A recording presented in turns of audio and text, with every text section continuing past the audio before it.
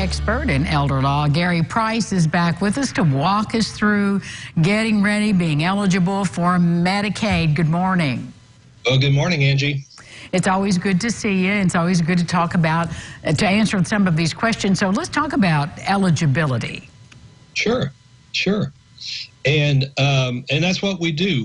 We talk about planning for Medicaid eligibility, whether or not you have time to plan, meaning you don't necessarily see applying for Medicaid in your immediate future, or when you have a crisis situation, when you do see that Medicaid application is in your immediate future. Someone's going to be starting to need in-home care and want the what's called a Medicaid waiver, or someone's needing to go into a long-term care facility. So Medicaid eligibility is all about knowing.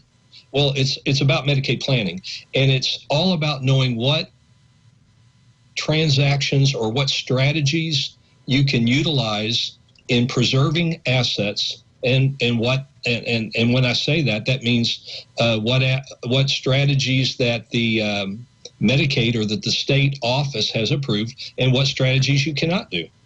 Well, you know, we hear this phrase, and I think you've used it on the program before, hiding assets. Can you explain what that means and why it is necessary?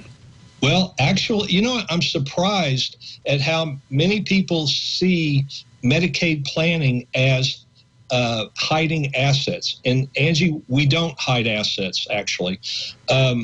In fact, we give full disclosure. We give full disclosure of the assets that you own at the time, and we give full disclosure of whatever transactions we may incorporate in order to qualify for Medicaid. So we never hide assets. In fact, when you do hide assets, that's when you can start getting into trouble. Well, you know, it's so interesting because that phrase is so common in the marketplace when we're talking about this. I'm glad you could clear that up for people. Do people ask you about that when they come to see you? And what's interesting is after I go through the whole process and we determine a plan that would be acceptable to Medicaid, they still say, "Are we hiding assets?" So I hear it all the time.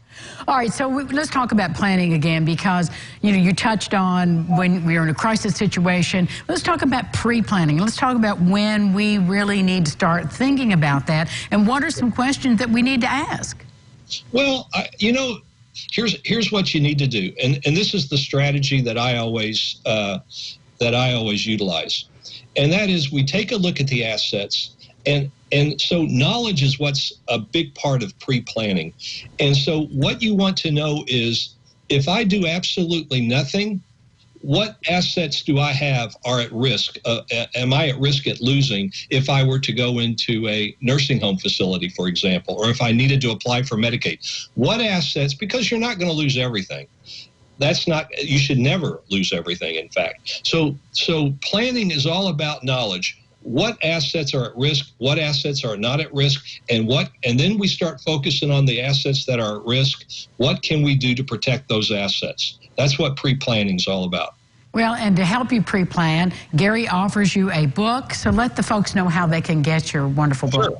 Sure. The book's Medicaid in Indiana, and all you do is give my office a call, 812-479-8721. Give my office a call. We'll be happy to send you a copy, no charge. And we talk about just that, hiding assets, not hiding assets. We talk about that in the book.